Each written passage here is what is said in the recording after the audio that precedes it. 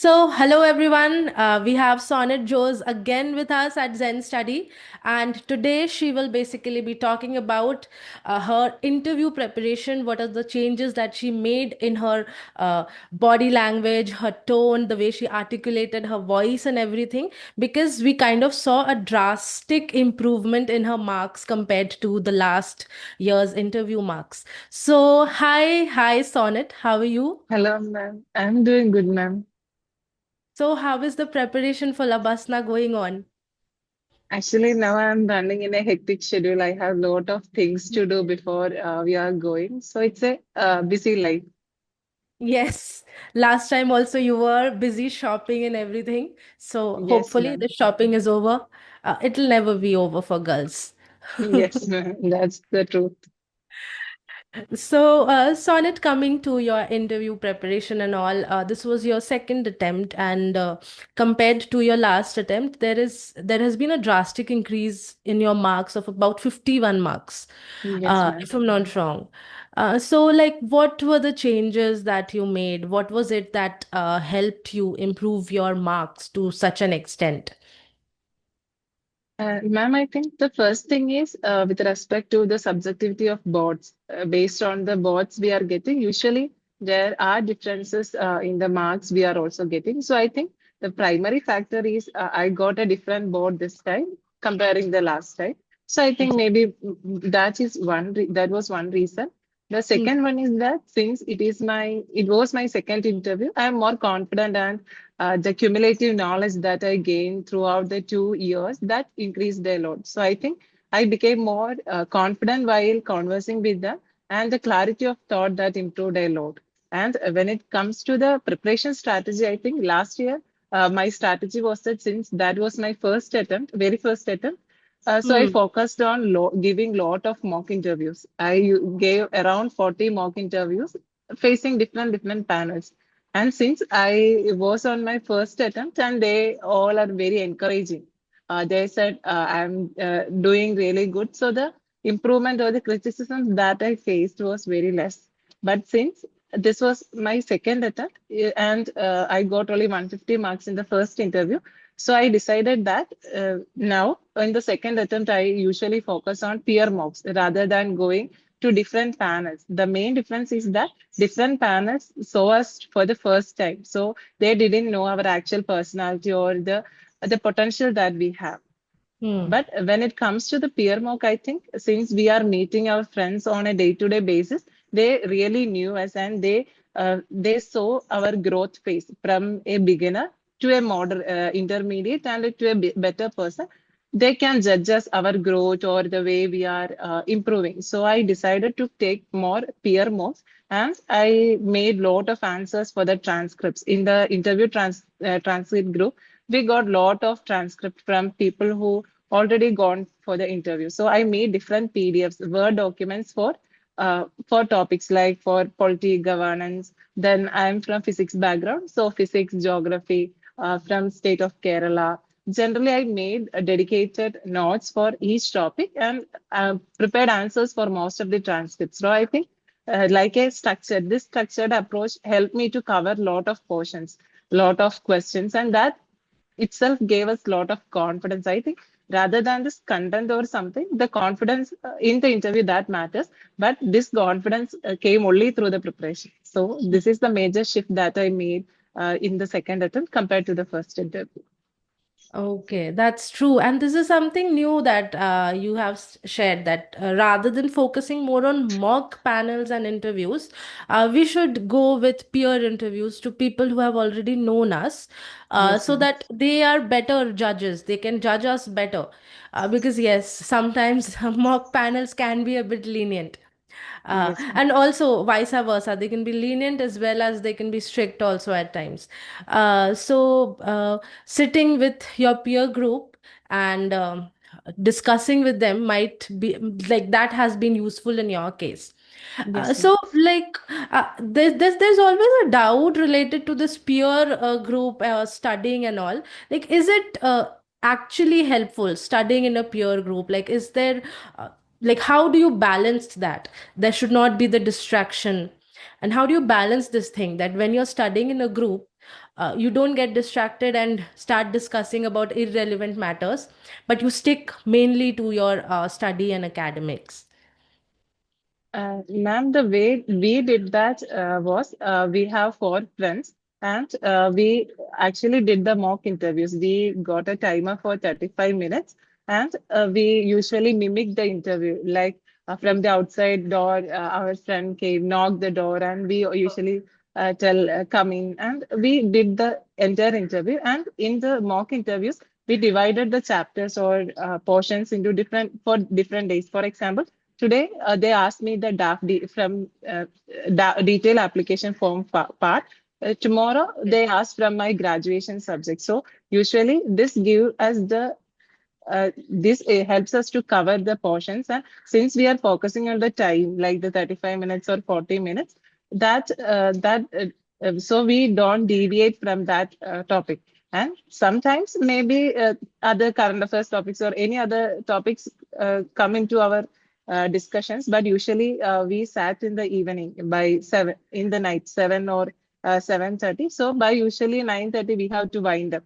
So we are four people and we are taking around 35 minutes. So we have to stick on to the schedule. That was the thing. And we had proper planning. On this day, we discussed this topic. On that day, we asked from these topics. So that will help us to cover these things from in a structured manner. And in our group, two people were already in the service. They were selected in their first attempt. So they are on more on a serious mode. So that helped us to be in more disciplined. Okay, that was like you. I feel your that group is really a lucky charm that it has been for you. And not only did it help you in preparation, but also like at Zen Study, we believe in the concept of gamification. Like we, in the form of games, in the form of plays, we believe in studying. So this is a very innovative and a very unique thing to Yes. do. And in your friend circle, you mimic, you act, and then you try to learn something from that. So Yes. the reason why you got selected because your games also included something related to studies. uh, Yes. Coming to my next questions on it, like we talk a lot about current affairs and opinion based questions. How did you deal with that? Like, did you have any particular module that you followed, or you made your own notes? Like, how did you dealt with opinion based questions basically? Ma'am, my primary source for studying is the current affairs. I read the newspapers religiously, especially to Hindu newspaper as well as the Indian Express. Then I refer to a lot of articles from First Post, Palki Sharma's video. And for the opinions, I usually refer to a lot of analysis videos on YouTube so that we can get the understanding from both the sides. While I personally felt that in UPSC interview, you should give a balanced answer. We should, if there is any topic, we have to tell the positive aspect as well as negative aspect in a balanced manner.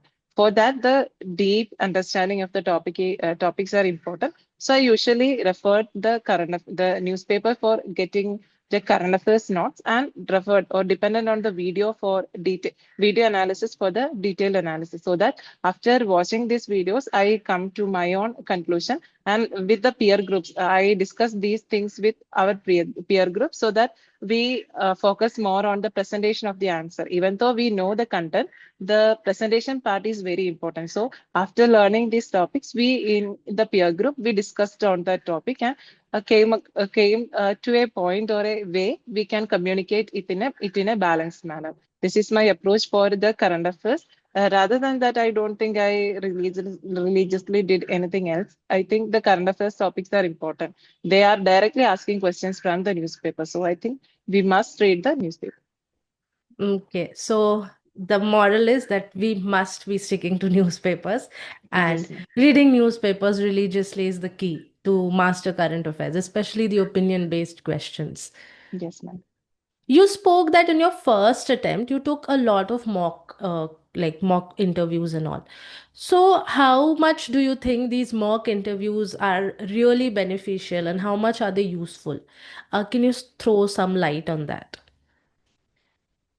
Yes, ma'am. Ma'am, in case of any students or any candidates, they are facing any issue to face a board, like any issue in confidence or any fear to sat in front of a person in any uh, people. They, I think for them, they can take the mock interview so that they can that help them to gain confidence and reduce their anxiety issues. And along with that, for correcting our body postures as well as our the behaviors, the mannerisms that we are using, the dedicated mock panels can help us to rectify that because they are seeing lot of candidates coming from different backgrounds. So in that aspect, that will be helpful. When it comes to my case, I'm really generally a confident person, and I don't have any issues with interacting with people or sitting before an interview board. So I decided that for me, rather than the mannerisms, behavior part, I need more content or clarity in thoughts. So for developing that, I focus more on the peer interview. So I think based on the demand of the candidate, they can go for either mock interviews or peer group or a mix of both. If they are having any confidence issue, I think speaking to strangers or well-renowned personalities, that is good because there are friends. Few of my friends, they have that temper issue while sitting before the panel because they got so nervous. So once they ask questions, they can't even reply properly.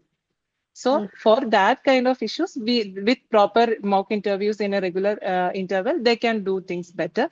But for people who are confident enough and they have some issues in the clarity of thought or the way in they articulate the answers, I think the peer group interviews are helpful because they can understand or they can look at the graph of their growth, whether they are improving or there are certain aspects they have to focus on, or there are certain subjects that people usually struggle, like international relations or any technical subject. So Mm. the our weakness as well as strengths can be understood through this peer mocks, and we can work upon that. Okay. So that was like for you, it was a balanced approach. Like you took both the mock panel as well as the peer interview. And I think for you, the peer interview worked better than the mock Yes, panel. ma'am. This time, did you focus on your body language and like what were the changes that you brought there? And also, did you like believe in developing any soft skill, such as like you said, there are some people who have temper issues. So is like decency, humility, and all these soft skills, like how you present yourself, mainly your personality and your body language. How did you work on that? And was there any change compared to the last year's interview? Ma'am, I think this time I focus more on giving balanced answers and I focus more on presenting myself before the interview board. Because usually in the interview before the interview board, I usually smile a lot. But I think Hmm. in the beginning, I am just as calm as this. But towards the end, I think maybe I get stressed. But this time I focused on make it keeping the same pace, like not smiling a lot in the beginning, but being a pleasant smile on the face and keep it towards the end. So I think staying that calm and being pleasant is something that I focused on this time. And I think in the first attempt, I don't have this much clarity in topics, and most of the times my opinions slightly stand towards the any of the extremes. So I think for UPSC, they are looking for people who can take balanced decisions or weighing both the sides. So I think this time I focus more on a balanced approach rather than taking any extreme steps. Okay, Sonnet. So, you mentioned that you have had a very digital knack. You're very digitally sound, and you always wanted to integrate artificial intelligence in your preparation. So, can you guide our aspirants and how you can integrate AI and you can make most optimum use of artificial intelligence in your preparation? Ma'am, I am a person who religiously use the ChatGPT to do things. But the thing is that we have to authenticate the facts that ChatGPT has given. For example, in case of prelims test series or the mains test series, I use this ChatGPT to predict the questions. For example, before going to the mains examination, during the studying phase, I asked ChatGPT after analyzing the previous year questions of geography optional from this module, like the climatology module from 2013 to 2023, give me any 10 priority topics that likely to ask in this year. So ChatGPT give us the trend analysis. These topics asked in these years. So this might get repeated in this year, and then give another data like these are the recurring in the newspapers. So there might be questions on these phenomena. So I think that help us to prepare in that direction. But we focus more on the current affairs aspect as well as the other things. But at the same time, I think that will help us to guide, because that referring this ChatGPT makes sure that we are not left out of any important topics that might come in the examination. So in this way we can use this for prediction. Along with that, for content enrichment or for getting a multi-dimensional answers also, we can use the ChatGPT. For example, in geography optional, we should give more case studies. So the thing that I am doing, I am giving some topics, like in case of sustainable urban development, I asked ChatGPT, give me 10 case studies that are globally recognized or renowned for sustainable urban development. So ChatGPT give me the list of case studies. So my duty is that I go to the Google and check whether that is true or not. So it's our duty, because they give us the hint. Otherwise, it is very difficult for us to look or search this in the Google. So now they give us the guideline. So our duty is only to authenticate that. So that will help us to complete topics in a faster manner, and that will help us to work in an efficient manner. So I use ChatGPT in that way, and we make sure that the data that ChatGPT is giving us, that is that might got error prone. So it's our duty to authenticate whether it's right or wrong. So in this way, in every aspect, or in the chat, even in the interview phase, I use the ChatGPT, because I had this transcript questions, and there are certain complicated questions. I put this in the ChatGPT and asked ChatGPT to give me a balanced answer. Give me, after assessing both the sides, give me and analyzing all the stakeholders in this, give me a balanced answer, so that ChatGPT will give us the answer, and it is our knowledge or from our understanding of the current affairs, we can sort out or filter out the things that we won't need and take the things that we need. So in that process will help us to improve our studying pattern and finish things in a faster manner. Okay, wonderful. So, from this entire discussion, one word which is coming most of the time is balance. That you have to Yes. balance a lot of things. So, even when you're using artificial intelligence, it should be balanced. Like you're not trusting ChatGPT to the fullest. You should go and get the facts and the data validated. But yes, this trend analysis and helping with a balanced approach, ChatGPT is very beneficial in that. Yes. So, this is how our students can make use of artificial intelligence while they are preparing. So, Sonnet, do you have any such message for beginner students who are just in their inception stage of preparation? That how should they begin their preparation from day one? What should be their approach? Ma'am, the first or foremost advice that I have to give is that they should understand the demand of the exam. So before entering into the entire full-fledged preparation, they should start with knowing the demand, because most of the time I see students starting with the NCRTs or any of the standard books that the toppers referred, but they didn't even refer to the previous year questions or the syllabus. The thing is that if we want look into the previous year questions or the syllabus, we don't know how to prepare or how to read the NCRTs or the thing. So the first thing is that understand the understand the examination and understand the demand, what they are demanding from us. Because in each stage for prelims, they are demanding the logical reasoning or the MCQ question solving skill. In the mains examination, they are testing our balanced approach, where we are capable enough to write answers for any topics. So we need a basic understanding of everything.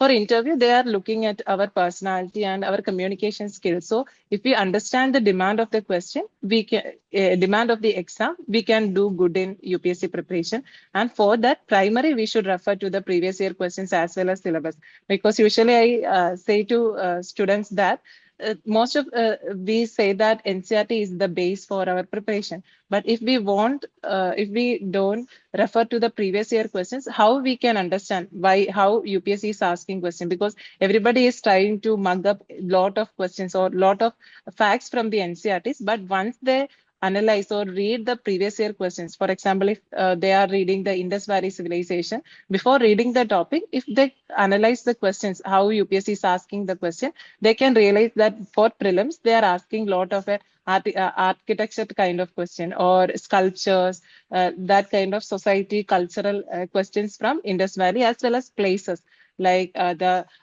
lot of questions, short guy or lot of questions associated with Harappa, lot of questions like that. So before studying or before doing anything, understand the demand by analyzing the previous year questions as well as the syllabus, because syllabus helps us to delineate the proper boundary of our preparation, because there are a lot of material available in the market. So what to study and what not to study, or which all subjects that we have to study, these things can be understood from looking into the syllabus. And the way how to study, that is something that we can derive from the previous year questions. UPSC is asking questions from these kind of UPSC is asking these kind of questions. So while studying this topic, we have to study this way. So help this help aspirants to navigate their preparation in a proper manner, because we have to cover lot of questions or lot of syllabus, lot of books. So having understanding will help us to prioritize things. So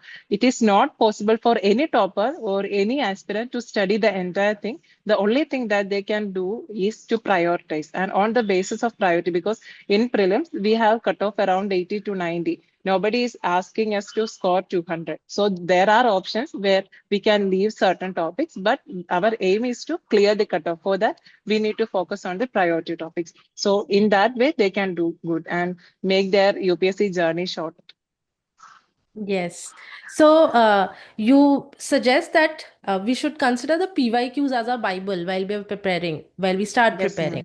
Rather Yes, than ma'am. starting with standard books, we should start with reading the syllabus of UPSC and the previous year questions. So you get an idea of what exactly we need to read. And focusing Yes, ma'am. on that, you like read NCRTs and the other standard books. Yes, ma'am. Also, Sonnet, this entire UPSC journey, it's a long journey. At least 1 to 1.5 years you need to dedicate in this preparation. How did you take care of your mental and your physical health while you were preparing for this? Because we have to give a long hours of sitting. So we need to focus on the physical aspect as well. So how did you manage that? How did you take care of your daily routine as per like considering your health perspective? Ma'am, for the first 2 years, I didn't consider my physical health, because we have the regular classes and I entirely focused on that. But I saw the after effects in the third year, in the second attempt, because we faced the issues of back pain. So then I started Mm, doing gym and exercises. So I think for students or for UPSC aspirants, they can just do exercises in their home, so that will help any small physical activities that help them to be more active and come out of the sedentary lifestyle they are following, yes. or taking a walk, having a walk with our friends, that is both taking care of our mental health as well as our physical health, because while walking we can talk a lot with our friends that help us to relieve our pressures and anxious thoughts in our preparation. So I Mm, think this is a way that we can do. Second thing is that getting away from people that disturbs us, because we should mm, form proper boundaries, because there are people, relatives, neighbors, that everybody is anxious or everybody is mm, thrilled to understand things, what is happening in others' life. So keeping away from these people, that will definitely help us to protect our mental health, because mm, that will increase our any questions that we face from these people that might affect our mental peace. And as UPSC aspirants, we are in a phase where we lack the identity. Mm. So everybody surrounding us, they are doing a lot of things. Either they are studying or they are in job and they are getting paid at this age where we should start earning. We are in this preparation and dedicatedly, fully doing this preparation. Nothing is new or happening in our life. So keeping out of this thing, I think this is one thing that we can uh, do for protect our mental peace. Because while I am preparing, most of my friends went for the PG or post graduation, and Mm. I was a student. I had good marks, and most of my teachers uh, told me to join for PG so that you will have a good career. But the Mm. thing is that by the time I gave my second attempt, my most of my friends completed their post graduation. So now they had higher qualification, but I was in the same page or same stage where I Mm. was 2 years 2 years ago. So that Mm. will struck us. But at this moment, while after clearing the UPSC, when I think that dedication or the hard work that I put will benefit me a lot, and I am in a more privileged phase now. So I think tra- doing you're delineating a boundary that time and focusing on our higher dreams, because higher dreams takes its own time to reach, and longer distance takes its own time to Correct. reach. So True. we have to be patient enough and we have to realize that thing. Because but I think while preparing we feel like we are losers, but once we reach our dream, we can realize that that is not, it's a phase of life where we struggled a lot, but now we can take the rest. That is the thing. So inspiring indeed that yes, while you're preparing, you spend a lot of time alone, and at the same time, the world is running very fast, where you are just stuck in that room of yours, studying and believing in yourself. So, that you should always remind yourself of the cause why you are studying and why you are doing this, because this is the life that you chose for yourself. Because, yes, if the distance is long, if the dream is big, it takes time.